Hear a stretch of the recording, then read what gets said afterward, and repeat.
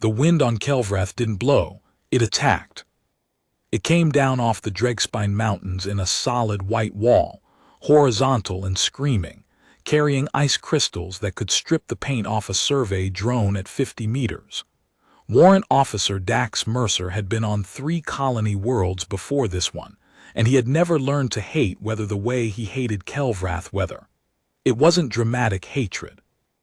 It was the quiet, intimate kind, the kind you develop after 6 months of the same enemy, day after day, until you know its patterns like you know your own heartbeat. The way the wind shifted from northwest to southwest at midday. The way the storm clouds built over the Dregspine's upper ridges in the hour before they descended. The particular whine the outpost's external struts made when the temperature dropped below -50, which happened more often than any of the mission briefings had prepared him for. He was 22 hours from going home. The mission clock on his wrist display read 14, 17, 04, counting down.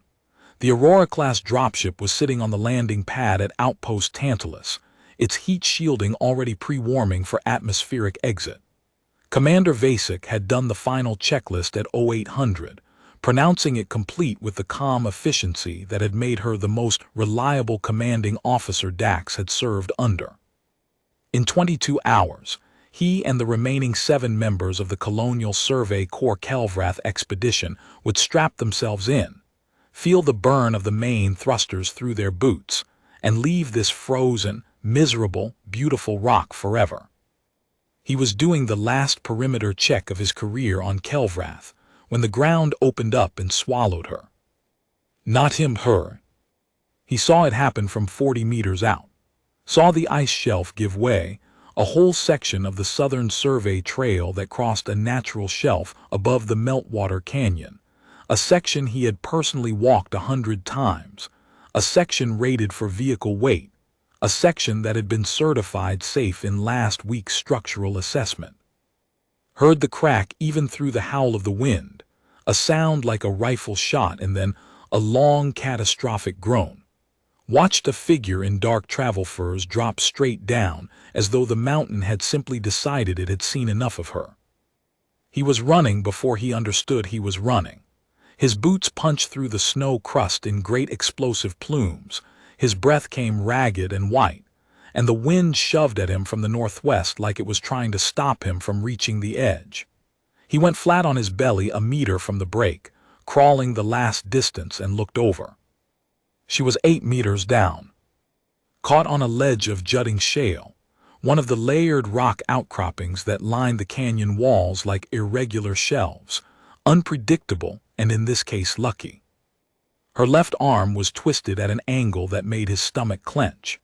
The dark fur cloak had spread around her like a broken wing. Dark skin, darker than he'd seen on any of Kelvrath's orc population in their settlement at the mountain's base, and he'd only seen those orcs from a distance, their settlement maintaining a careful perimeter that neither side had crossed in 6 months of coexistence. She was young, or she looked young to him, though he'd never been good at reading orc ages. She was conscious, which surprised him, and she was staring up at him with amber eyes that held no fear whatsoever, just that fixed, taking stock quality, an assessment. That surprised him more than the consciousness. "Can you hear me?" he called down. The wind tried to swallow his words. He cupped his hands. "Are you injured?" She said nothing, just watched him with that amber focus. He felt, absurdly, that he was the one being evaluated. "I'm going to get you out," he said. "Don't move." He checked the ledge under him, drove his knee into it to test the integrity, found it solid 3 centimeters in, and unclipped the emergency line from his belt kit. The line was rated for 400 kilograms, more than enough, and the anchor bolt that went with it was designed for exactly this kind of situation. Permafrost, variable rock, conditions that gave you one shot at placement. He drove it into the ice with 3 hard strikes from the flat side of his multi-tool, feeling the bolt seat with a solidity that the tension test confirmed. Good placement. He dropped the line over the edge. It reached her with 3 meters to spare. He started down, before he could think carefully about whether this was wise. It was not wise. The crevasse walls were crumbling ice over shale, and every meter he descended, more of it shifted and scraped loose and fell past him into the dark below the ledge. His gloves were rated to -40, but the rock face was colder than that, conducting cold the way stone conducts it, steadily, without malice, without relenting. By the time he reached the ledge, his fingers had gone to a dim, faraway numbness that he filed under problems to address later. She was bigger up close.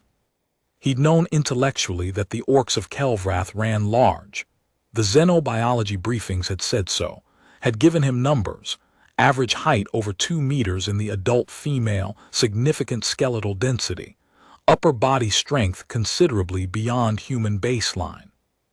But knowing it from a briefing and sitting on a groaning ice ledge 3 meters from a female orc, who was watching you with the focused calm of someone accustomed to being the most dangerous thing in any given room, were different categories of experience. She was a head taller than him. Her tusks, lower jaw, curved outward and upward in the way of her species, were ringed with metal bands he didn't recognize, dark bands of an alloy he'd never encountered, positioned at precise intervals along the curve of each tusk. The travel furs were not the rough practical work gear he'd glimpsed on the orc laborers at the settlement during his few distant observations. These were layered and considered and expensive in a way that communicated intention rather than warmth, and there was a pattern worked into the outer layer, geometric, precise, the lines of it deliberate in a way that meant something he was too cold and too frightened to decode properly. "Hi," he said, because that was what came out. Her amber eyes moved from him to the line he'd descended on, then to the anchor visible at the top of the shaft, then back to him. He had the clear impression she was doing structural calculations. "My name is Dax Mercer," he said. "Warrant Officer, Colonial Survey Corps, Outpost Tantalus." He pointed at himself as he said it, not because she needed the gesture, but because he needed something to do with his hands. "I'm going to get you out of here." She said something. Her voice was low and rough, with a resonant quality that human vocal cords couldn't produce, and the language was entirely outside anything he'd been briefed on. Not the trade pigeon he'd occasionally heard drifting from the settlement on clear mornings, something older than that, something with more weight to it. "I don't speak your language," he said. He gestured between them helplessly. "I'm sorry." She observed this display with the same contained attention she'd been giving everything else. Then she looked at her arm. Then she looked at him. Then, without any announcement, she took the hem of her fur cloak in her good hand, and with a steady, deliberate precision that made him feel vaguely ashamed of every time he'd ever complained about physical discomfort, used it to bind her injured arm against her torso. A rough sling, fashioned one-handed, while sitting on an ice shelf 8 meters underground in a mountain blizzard. She made no sound during this operation. The only indication it cost her anything was the way the tendons in her jaw stood out for a moment, and then settled. She looked at him again when she was done. The expression said, "Well." "Right," Dax said. "Okay, yeah. Let's go." He looped the line under her arms, working it carefully around the injured side, and she held herself still and let him work. That was the thing that stayed with him afterward, through the whole rest of the night, that she let him. Watched his face the entire time, reading something in it, and let him move her arms and position the line and tighten it. And when it pulled against the injured arm, she made no sound, though he saw the tendons in her jaw again and chose not to look directly at them. "This is going to be hard work," he said, more to himself than to her. "There's nowhere good to brace. You're going to need to use your feet on the wall where you can." Getting her up took 12 minutes and everything he had. She was heavier than him by a considerable margin, and she could only assist with one arm, and the line kept wanting to slip on the icy overhang, and the wind above them was a constant battering pressure against his efforts. But she was good. She kept her feet against the wall exactly as he'd said, pressed them flat and walked them up with each pull he gave, minimizing the dead weight he was managing. She understood the physics of the situation and worked within it without being shown how. Somewhere around the 9-minute mark, hauling against the line with both hands and his boots braced against the crevasse wall, Dax understood with the particular clarity that sometimes arrives in moments of extreme physical effort that he was in the presence of someone exceptional. He didn't have any more specific language for it than that, just the bone-level recognition. They came over the edge together and lay on the snow for a moment, breathing. The wind had gotten significantly worse. He checked his wrist display. -58 and dropping. The weather system that had been building over the Dregspine since mid-morning had decided to arrive early, the way Kelvrath weather had a habit of doing when it was least convenient. He looked at the horizon and saw nothing, just white, dense and moving and impenetrable. He looked at her. She was already sitting up, already looking at him with that assessing quality, waiting for him to tell her what the plan was or, failing that, to present one herself. "Can you walk?" he asked. She was already getting up. He took that as yes and stood and started moving. The storm came down on them within the first kilometer, like something with a personal grudge. Dax had been in Kelvrath weather before. He'd been through 2 Dregspine storm seasons and survived both through the kind of methodical, unspectacular problem-solving that had always characterized his approach to difficulty. Not brilliance, not luck, but the refusal to stop doing the next necessary thing. He knew the emergency shelter caches, knew their locations to within 5 meters along every survey route, knew which ones were fully stocked and which ones had been stripped by the geological team in month 3. The first cache on his route home was 800 meters northeast, and he found it by the beacon transponder when visibility dropped to less than 5 meters, cracked the lid, and inventoried it in 40 seconds by feel. Thermal blanket, present. Ration pack, present. Emergency locator, present. And the thing he needed most, the handheld pathfinder which read the magnetic survey markers buried at intervals under the snow and could guide him home even in complete whiteout. He clipped it to his wrist, activated it, and looked at the display. Route 3.2 kilometers. ETA at current conditions, approximately 90 minutes. He looked at her. She was standing 2 meters away, fully present in the screaming white chaos in a way that struck him as remarkable, not braced against it, not fighting it, just existing within it with a steadiness that suggested she'd been in worse. He showed her the Pathfinder display, pointed at the glowing route line, pointed at Tantalus's bearing, pointed at himself and then at the direction. She looked at the display for a moment. Then she nodded, a human gesture which surprised him, and then didn't, because the settlement Orcs had been in contact with the core preliminary survey team 2 years ago, and she had presumably seen humans before. They started walking. He kept within arm's reach of her because beyond arm's reach she was gone, invisible in the white, and the line between them was sometimes just the brush of her arm against his elbow, and sometimes her hand briefly finding his shoulder when a gust tried to separate them. She matched his pace exactly, never pulling ahead, never falling behind, as though she had calibrated herself to him in the same way a good crew member calibrated to a partner during EVA, aware of the other person's position without needing to look. At the 1.5 kilometer mark, he went to take a left turn on the Pathfinder's indicated bearing, and she made a sound, just one sound, a short low consonant, and pointed right instead. He stopped. He looked at the Pathfinder, it said left. He looked at the ground ahead of where she was pointing, and couldn't see anything different about it in the whiteout. He looked at her. She was looking at the ground ahead of the left turn with an attention that was not random.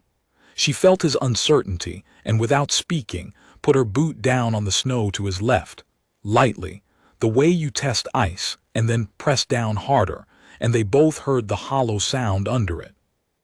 A void, a buried crevasse or a collapsed cave, invisible under the snow pack, the Pathfinder's markers too deep to read the surface instability above them. He went right. Twice more in the next kilometer she redirected him, both times to ground that turned out to be more solid, both times with the certainty of someone who could read the world through her feet in ways his instruments were not designed to replicate. He stopped second-guessing her and started watching for the sound, that single quiet consonant that meant wait, that meant look again. The second cache was buried under 3 meters of drifted snow.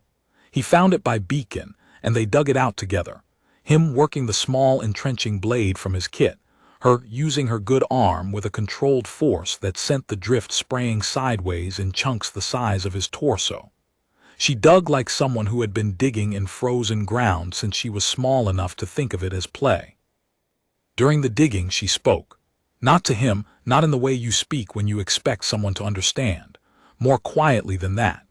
He caught the rhythm of it but not the meaning. A low, rhythmic cadence that rose and fell with the work, that had the quality of something recited rather than improvised. He'd heard this kind of speech before, on other worlds, from other people working through hard things in conditions that stripped away everything casual. It was what you said when you needed to remind yourself what you were. He kept digging and let her finish it. They moved on. It was the 3rd kilometer where the ice bridge went. He'd crossed it before.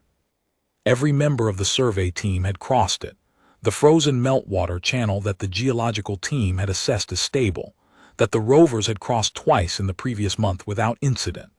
The assessment had been good at the time, but the temperature differential had done something subtle to the structure over the past 2 weeks, and when Dax stepped onto it at full stride, confident in 100 previous crossings, the ice gave way in one complete, immediate failure. He went through knee-deep into water that was not quite frozen, black and shocking and instantly invasive through the gaps in his outer suit, and the cold hit his legs like a physical blow, not painful yet, because it was too cold to be painful, just enormous and sudden and shutting things down. He had a clear, almost calm thought which was, get out now, and he got his arms onto solid ice and hauled and kicked and rolled and was out, flat on his back in the snow, staring at the bruised amber sky through the thinning storm. She was standing over him. He hadn't heard her come. He just looked up and she was there, looking down at him with an expression that he could not fully read but that contained, somewhere in it, something that was not indifference. She crouched, put her good arm under his shoulder, and pulled him upright with a single motion. He was not a small man. She lifted him with the casual competence of someone who had been lifting things significantly heavier than him for most of her adult life. "I'm okay," he said. His voice came out steadier than expected. "Give me a second." He looked at his legs. The thermal underlayer was designed to retain heat even when saturated, but the outer suit was already stiffening in the cold as the water in the lower layers began to freeze between the fabric membranes. He had 3 minutes, maybe 4, before the stiffening became a serious impediment to walking. After that, he'd be managing it.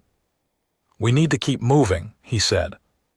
She was already looking at his legs, that engineering quality back in her expression, the same quality she'd brought to the anchor bolt and the Pathfinder and the buried cache, reading the situation, understanding the timeline.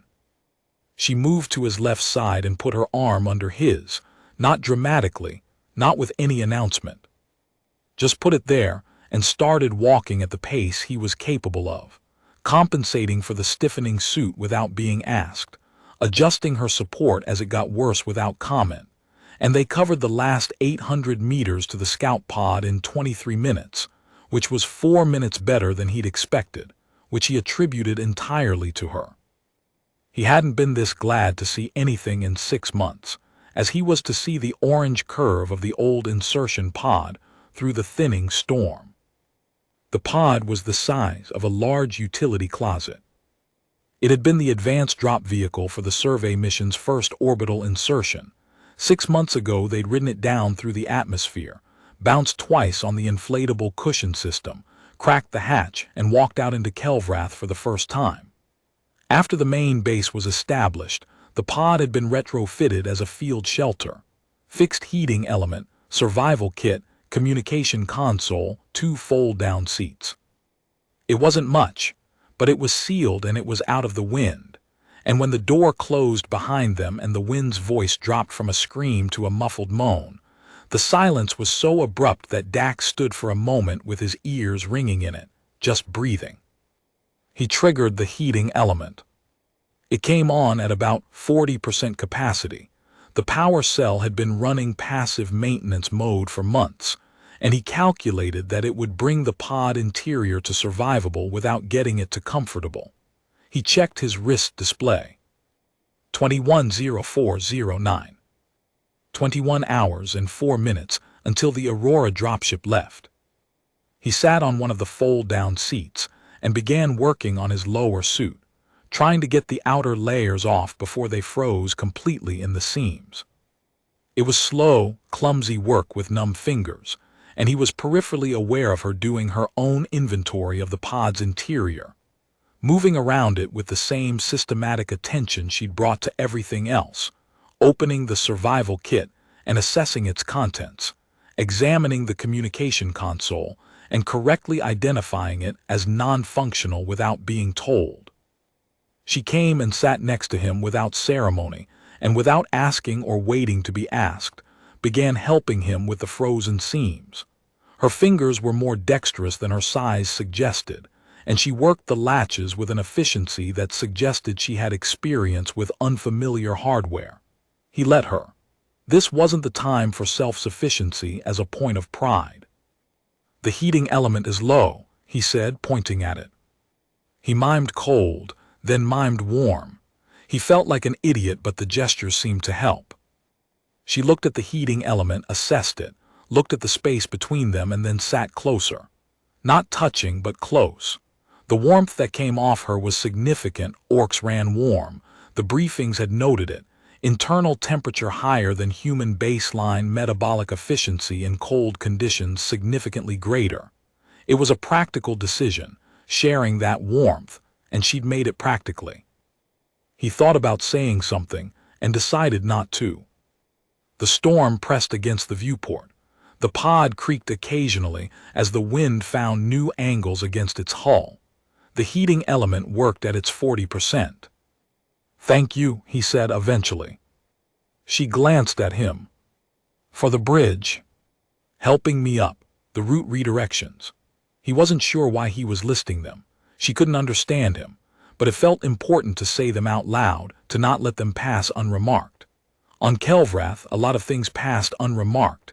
That was what 6 months in a small outpost with 7 other people did. It turned everything into routine. It stripped the weight off things because you couldn't carry weight like that for 6 months and still function. He'd been letting things pass unremarked for 6 months. He didn't want to let these pass.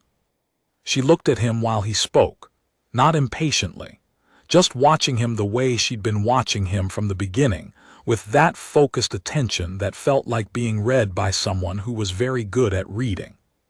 She said something when he stopped.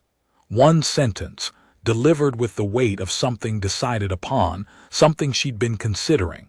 He didn't have any of the words, but the shape of it had the quality of reciprocal acknowledgement, the kind of thing you said when you wanted the other person to know you saw them clearly. They sat in the pod, and the hours moved the way hours move in small spaces during storms, slowly at first, then in sudden jumps, with the sense of time not quite flowing but falling in chunks. He dozed and woke and dozed again, his body insisting on the rest it had been denied for the past several hours. At some point she put her arm around him, not as an emotional gesture but as a structural decision, the same engineering quality she'd applied to everything else. He was losing heat, she was not. The mathematics were clear. He thought about protesting on some grounds, related to protocol or dignity. He thought about his frozen legs and went back to sleep. He woke at 09:47:22 remaining. The storm had changed while he slept. Not ended, still pressing against the viewport, but changed in quality, the wind dropping from its sustained attack to something more intermittent. He knew this pattern. It meant the front was passing. An hour, maybe two, and it would break completely. She was awake. She had been awake for some time, he thought. The quality of her stillness was different from sleep, more active and focused. She was looking at his wrist display, and as he watched, he realized she'd been watching it for a while, watching the numbers change, working out what they meant. 9 hours and 47 minutes, he said. She looked at him. He pointed at the display, then at the ceiling, then made a slow rising arc with his hand. Ship, going home. He thought about how to convey this more precisely and tried a sequence of gestures, pointed at himself, made the rising arc again, put his hands together like a ship, made it go away fast. He felt extremely stupid doing it. She watched his hands throughout this performance. Then, deliberately, she pointed at herself. She said a word, just one word, and she said it the way you say something when you've decided to give it away, not casually, not as information, but as an offering. The way you open a door you usually keep closed. He understood it was her name. He tried to say it back. His human mouth and throat were not built for its consonants, and what came out was probably a significant mangling, but he tried, and she tilted her head in a way that might have meant close enough, and then she said something else, a second word, softer than the first, that might have been a correction or an encouragement. Dax, he said, pointing at himself. She repeated it perfectly on the first try. No hesitation, no fumble, just Dax. He laughed. He hadn't meant to, it just escaped him. That specific kind of laughter that comes when something is simultaneously more absurd and more wonderful than you were prepared for. She looked at the laugh the way she'd looked at everything else, with that precise and interested attention, and then something happened at the corner of her mouth. He was close enough to see it clearly this time. It was a smile, small and not quite what a human smile looked like, different musculature, different shapes, but unmistakably the same category of thing. Not performed, not offered to him exactly. More for the situation itself, for the absurdity of it, which she appeared to find as quietly absurd as he did. Okay, he said, okay then. They got outside at the 07:30:00 mark, and the storm had done what he'd predicted. Ended completely, the way Kelvrath storms sometimes did, like a held breath released all at once. No gradual clearing, no lingering clouds, just over. The sky was the color of a bruise healing, deep red along the Dregspine ridges shading to violet and amber overhead. The quality of light that Kelvrath produced sometimes in its mornings and evenings, when the atmospheric particulates hit the sun at the right angle. A light that made the snow glow from below, and turned the mountains into something that had no business being as beautiful as it was. He'd watched this light maybe 100 times from the outpost observation port, and it still stopped him. She stopped too. She stood outside the pod door and looked at the sky with an expression he hadn't seen on her yet, not the engineering assessment, not the contained focus, something older and quieter. She said something long and low, and he had the sense it was addressed not to him, but to the mountains themselves, or to the sky, or to something that the mountains and the sky were standing in for. The kind of thing you said when the world showed you something larger than your current crisis, and you needed to acknowledge it before you could move on. He stood beside her and let her finish it. Then they started walking. The route was clean now, the Pathfinder reading clear, the survey markers showing true in the calm post-storm air. 2 kilometers, easy going. He had 7.5 hours and 2 functional legs, and the heating element had done enough work overnight that his suit was dried and sealed again. And he felt, for the first time since he'd belly crawled to the crevasse edge the night before, something that might cautiously be called confident. At the 1 kilometer mark, she stopped walking. He stopped and turned. She was looking south toward the foothills, toward the settlement. He followed her gaze and saw nothing at first, just the clean white slope and the dark shapes of the Orc settlement's outer structures at the mountain's base, distant and small. Then he saw them. 12 riders. moving fast through the open snowfield, covering ground at the pace of creatures bred for this terrain, their breath making small clouds in the cold air. Still 2 kilometers out but closing, and moving with that particular coordinated purposefulness that he recognized from military briefings. Not a search pattern, not a spread formation. A directed approach. They were coming here specifically. He looked at her. The morning light caught the metal bands on her tusks and threw back a complex glint. The different alloys catching differently. The outer bands and inner bands distinguishable now in a way they hadn't been in the storm's poor light and the pod's dim interior. The pattern on her travel furs that he hadn't been able to decode in 12 hours of being too cold and too busy to decode it was clear now. And he thought about the xenobiology briefings, about the sections he'd skimmed because they'd seemed peripheral to his actual survey work, about the parts that had covered social structure and rank notation, and the significance of travel furs in formal contexts. He thought about 12 riders moving with coordinated purposefulness. He thought about the way the settlement had maintained its careful perimeter around the outpost for 6 months. Not fear, something more deliberate than fear. He thought about the metal bands. "Those are yours," he said. She looked at the riders, she looked at him. Something worked through her expression, something that took time and seemed to involve a calculation more complex than the structural kind she'd been doing all night. She held his gaze while she worked through it, which he found, for reasons he couldn't have articulated, significant. Then she spoke. Her voice was different now from the way it had been in the pod in the storm, more grounded, more present, as if she'd been speaking in a register that was not quite native to her and had just allowed herself to stop. She spoke for a while, looking at him. He didn't have any of the words, but the shape of it was clear, the shape of someone telling you something true about themselves, something that they don't say as often as it's true, something that the occasion has decided to require. He waited until she finished. "I don't know what that means," he said, "but I think I understand what it is." She considered this for a moment. Then in trade pidgin, the first trade pidgin she'd used, dragged up from what was clearly a secondary language, shaped carefully and slowly. "You, leave, go now." She pointed at Tantalus, at the sky, at the arc of departure. "Safe, go." She was telling him to run. "What happens if I stay until I can take you back to the base?" he said. 20 minutes. There's a med bay. Your arm needs a proper set." She looked at him, then at her arm in its improvised sling, then at the riders who had covered another several hundred meters while they stood here. "Danger," she said, "for you." "From them."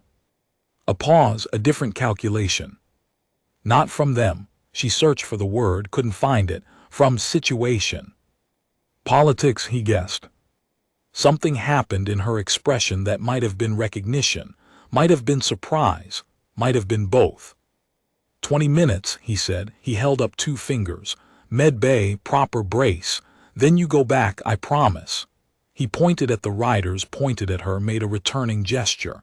"I'll take you to them myself." She looked at the riders for a long time, looked at him. 20, she said. Commander Petra Vasic had survived 6 months on Kelvrath by being exactly as unflappable as the situation required at any given moment, and she demonstrated this quality now by looking at the orc woman standing in her med bay doorway, taking the measure of her for approximately 4 seconds and saying, "Bring her in. Gurpreet, I need the auto-scanner prepped." No further questions. Dax respected that deeply. The med bay's scanner did its work in 90 seconds.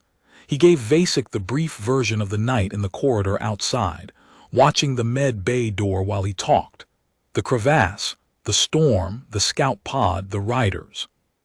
Vasic listened without interrupting. "The pattern on her cloak," she said when he was done. "I know. You know what it means." "I'm starting to."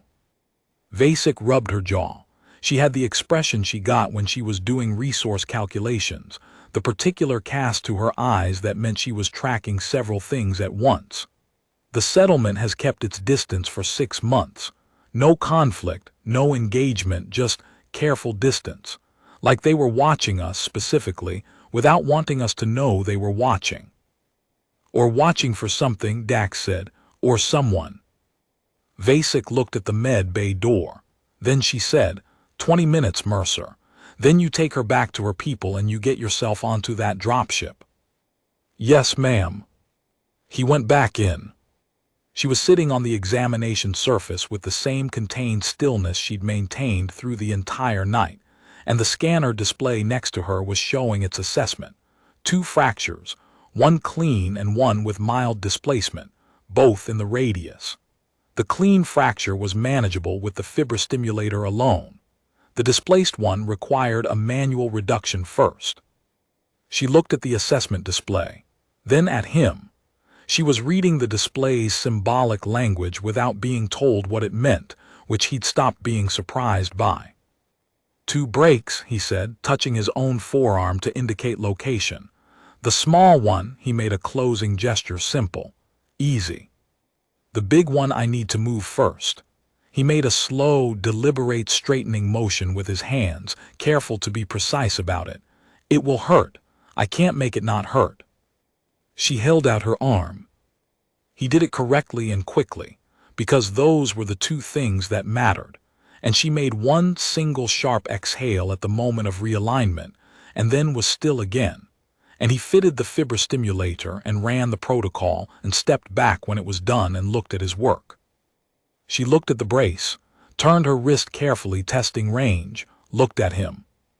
Then she spoke, not trade pigeon, not the language she'd been managing all night. Her own language, fully, in a low and deliberate tone, looking at him while she said it. He didn't have the words.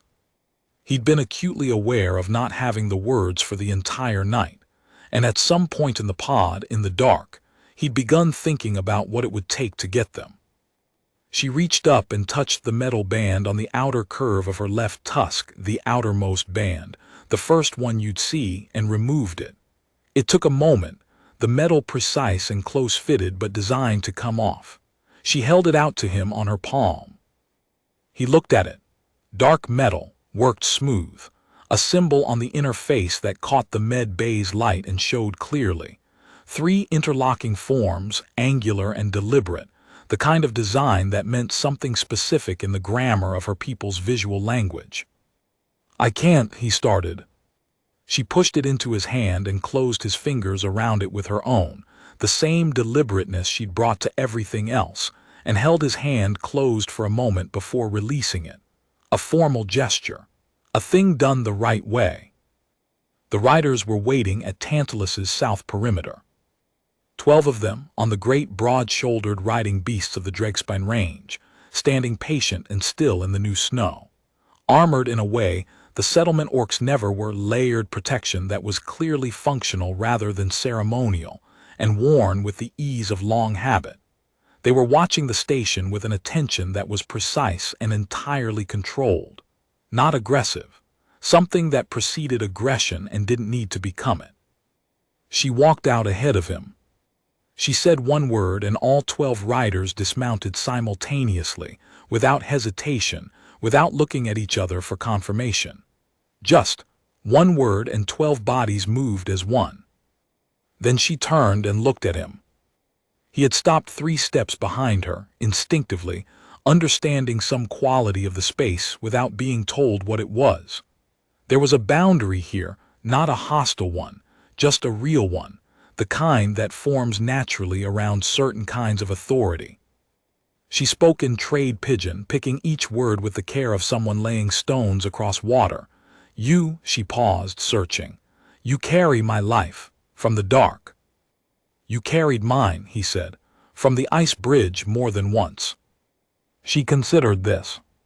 The amber eyes did that thing they'd been doing all night, taking him in, assessing, working something out. Then she said, also in trade pigeon but with the deliberateness of something she'd composed in advance. Not the same. You did not know me.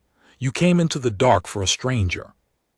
He opened his mouth and closed it again, because she wasn't wrong, and there didn't seem to be a graceful way to deflect it. Some things you just do, he said finally. You see someone in trouble, you go down. She looked at him for a long time after that. The 12 riders stood motionless behind her. The mountains stood above them all. Then she pointed at herself and said the word again. The word she'd given him in the pod, her name, the one he'd managed approximately. And then also in trade pigeon with great precision, not stranger, not now. He held up the metal ring. The symbol on the inner face caught the morning light. I'm going to look this up, he said, when I get home, what this means. She watched him hold it. What the symbol is, what it means to give this. He gestured between them at the space the ring had crossed. I want to understand what you gave me. She looked at the ring, looked at him. Then she said something in her own language, not trade pigeon, something fully herself, and it was long and low and had the quality of something formal, something that would be said the same way every time it was said. When she finished, she translated slowly and with evident care, finding the trade pigeon equivalents one by one. It means you are known, to us, to our people. Your name is spoken now, in our language. He let that settle. Your name in my language, she added, with something in her tone that he couldn't categorize but that felt carefully, tentatively, like the same corner of the mouth thing he'd seen in the pod. Dax, he said. Dax, she confirmed, and then something in her own language that he understood somehow was his name in it. He looked at the ring, he looked at the riders. He looked at her, at the amber eyes and the tusks banded in dark metal and the travel furs with their deliberate patterns and the arm in the brace he'd put on her an hour ago, and he thought about the words she'd used. Known. Not saved, not helped, not indebted. Known. That's a bigger thing than a debt, he said. Yes, she said, it is not a debt.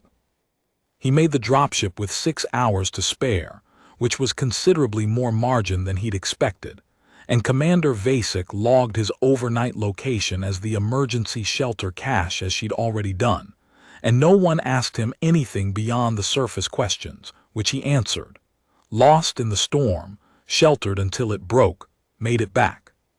He sat in his bunk during the prep hours with the metal ring in his hand, turning it, looking at the symbol on the inner face.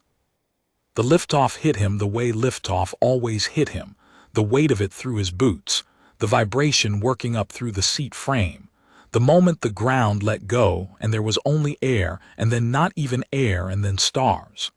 Kelvrath fell away beneath the viewport. The mountains that had tried to kill him for 6 months got small, and then smaller, and then were just a white-brown smear on a red-orange ball hanging in the dark, and then just the ball, and then just a point of light indistinguishable from the others. He put the ring in his jacket pocket and kept his hand there. In transit, he read. He read everything the core xenolinguistic archive had on the Dregspine Orc clans, which was less than it should have been because the survey team's mission profile hadn't prioritized cultural contact. He read the sections he'd skimmed before. He learned what the tusk banding meant, each band earned, the outer bands for deeds of increasing significance, the inner bands given rather than earned, reserved for specific formal occasions that the archive described in terms that left him sitting very still in his bunk for a long time. He learned what word translated, approximately, into what she'd said to him. He sat with that word for the rest of the transit.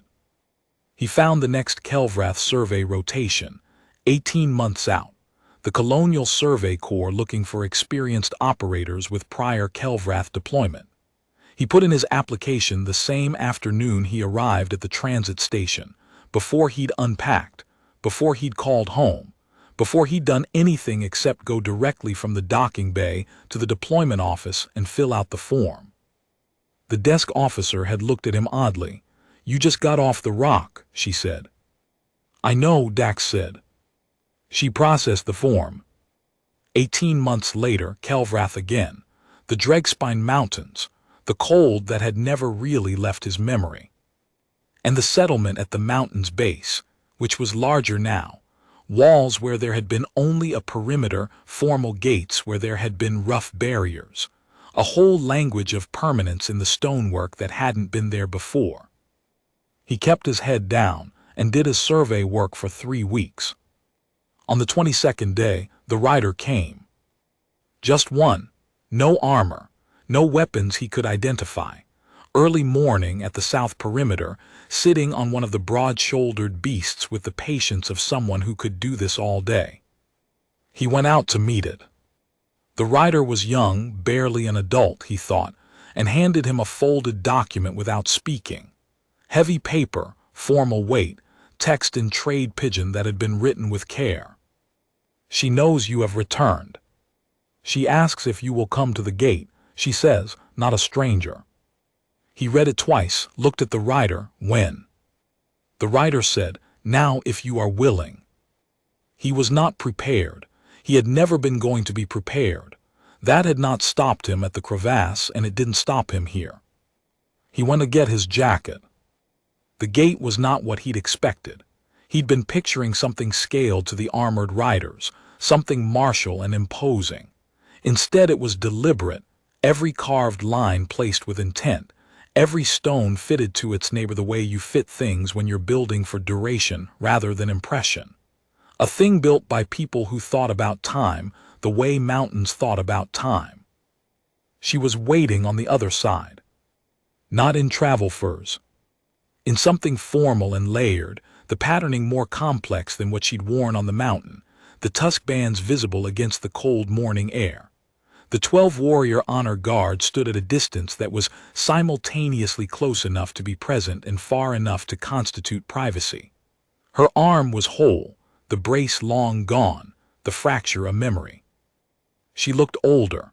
Something in her posture that had been designate was now simply what it was. He stopped at the gate and they looked at each other through it, which felt like a thing that was happening, a thing with a quality to it he didn't have language for. He reached into his jacket pocket and held out the ring. She looked at it in his palm, looked at him. I looked it up, he said. I know what it means. All of it, he held her gaze. I know what it means that you gave it, so if you want it back knowing that I know, I would understand. A long quiet, the mountains above them, the honor guard at their respectful distance, the cold morning in its entirety, patient and enormous. She reached out and closed his fingers around the ring again, held his hand closed for a moment, the same formal deliberateness as before, and released it. "Known," she said. He looked at the gate, at the world on the other side of it, at her. "A door left open," he said. Something shifted in her expression, that small, private thing, not quite a smile but in the same family.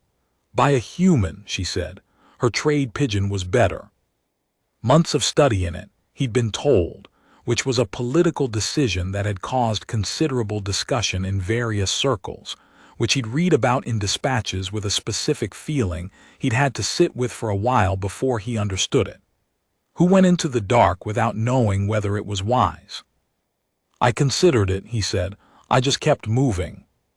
She said something in her own language then, a short sentence, low and certain, looking at him while she said it. He had been studying for 18 months. He had the grammar. He had a working vocabulary. He had the recorded speech files of Dregspine clan elders that the Core Archive had gathered in the past year, and he understood now what she said. He was going to learn the rest of it. He had 6 months. He stepped through the gate. The mountain stood in the cold morning, old and absolute, old enough to have watched 1,000 beginnings, and to know that none of them announced themselves as beginnings at the time. The honor guard maintained their distance. The heavy-shouldered beasts shifted their weight and breathed slow clouds into the air. The world was exactly the world, frozen and difficult, and if you were paying attention, astonishing. He walked beside the Empress of the Dregspine, who was no longer going to be that but was, and she walked beside the human, who had gone into a dark place for a stranger without asking if the ice would hold him. Neither of them had more than the beginning of the other's language.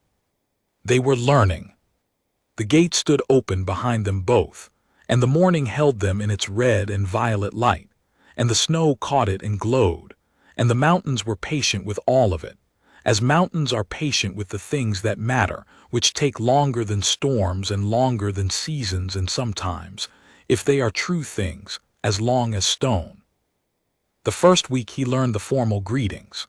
The second week he learned the terms for landscape features: ridge, hollow, meltwater, snowbreak, boulder field, because these were the vocabulary of the world they both inhabited, and because learning a people's words for their land told you something that no translation could. She met him 3 times that week at the gate, each time for an hour. She brought a young orc who served as interpreter for the difficult passages, who sat at the distance that protocol required and translated with a careful precision that suggested she had been chosen for her accuracy rather than her speed. The interpreter's name, as best Dax could manage it, sounded like something between a consonant and the absence of one, and she had the look of someone who understood that she was in the middle of something significant and was determined to be invisible in it. On the 5th meeting, the second week, the afternoon, the interpreter was not there. He arrived at the gate at the appointed time, and there was only the Empress, standing in the open air with the mountains behind her and the honor guard at their distance, and no interpreter between them. He looked at the empty space where the interpreter usually sat. "Interpreter," he said, in her language, one of his cleaner words from the first week. "Not today," she said, in trade pidgin, then in her own language both, so he had both versions of the sentence and could map them against each other. It was a teaching method. He recognized it. They managed. It was slower than working through the interpreter. There were long pauses while he assembled a sentence from his limited vocabulary and longer pauses while she chose the trade pidgin equivalents for things that didn't have clean equivalents. The interpreter had made things smooth. Without her, the conversation had the quality of walking on uncertain ground, careful, slow, requiring full attention, occasionally requiring a redirect when the footing failed. He found he preferred it. There was something in the unsmoothed version that was more itself. When she had to search for a word, he watched her search for it. When he had to build a sentence from pieces, she watched him build it. They were both doing the same thing, reaching across a gap with what they had. The gap was real. The reaching was real. He wrote things down. He had a small notebook, paper, which he'd brought from the transit station, because old habits from his first survey world had never entirely left him. And after each meeting, he wrote down the new words and the sentences they'd built together, and the moments where the grammar had turned out to work differently than he'd expected. He filled 3 pages the first week, and 5 the second, and the pages after the 5th meeting, the one without the interpreter, were dense with corrections and recorrections, and little arrows showing him where he'd had the emphasis wrong. She noticed the notebook at the 6th meeting. He was writing in it when she arrived, a word she'd used the week before that he'd been trying to place in context, and she stopped and looked at it. "What is this?" in her language. He showed her. She took it with a care that suggested she understood it was significant to him, and looked at the pages. The phonetic approximations he'd used before he had the actual written forms, the arrows and corrections, the margin notes where he'd written the trade pidgin equivalents, and then crossed them out when he found the direct meaning was something more specific. She turned pages for a while, then she said in her language, "You are learning to read our mouth." He thought about that phrasing, to read your mouth. To make the sounds, to know where they live. She tapped her own jaw, her throat, the area behind her teeth. The places sounds live, you are marking them. He hadn't thought about it that way, but she wasn't wrong. The phonetic approximations were exactly that, attempts to map where the sounds lived in her mouth, so he could find something adjacent to them in his. "Is that wrong?" he asked. No, she looked at the pages again. "It is," she searched. "It is how scholars do it, our scholars, when they learn old languages." She looked up at him. "You are treating our speech like a language worth scholarly attention." He wasn't sure what to say to that. "It is," he said finally. She looked at him for a moment. Then she handed the notebook back and said, in her own language, a sentence he caught about half of and was able to reconstruct the rest from context. Something about there being older forms of her people's language, more complex, used in formal speech and ritual, that the interpreter did not know. And something about whether, if he was going to learn, he might as well learn those too. "Yes," he said in her language, and then, because he had the word for it now, "I would be honored." The honor guard, at their distance, maintained their careful silence. A wind came down off the Dregspine and moved through the space between Dax and the woman who was Empress, and neither of them moved against it. On the last day of his rotation, 3 weeks before the dropship came, she brought him to the top of the gate structure. There was a platform there, stone, wide, clearly designed for standing and looking outward, and from it the view of the Dregspine range in its entirety was available in a single sweeping arc. The mountains in their morning light, red and amber and white, the meltwater canyons dark between the ridges, the snow-covered upper slopes catching the sun at an angle that made them almost luminous.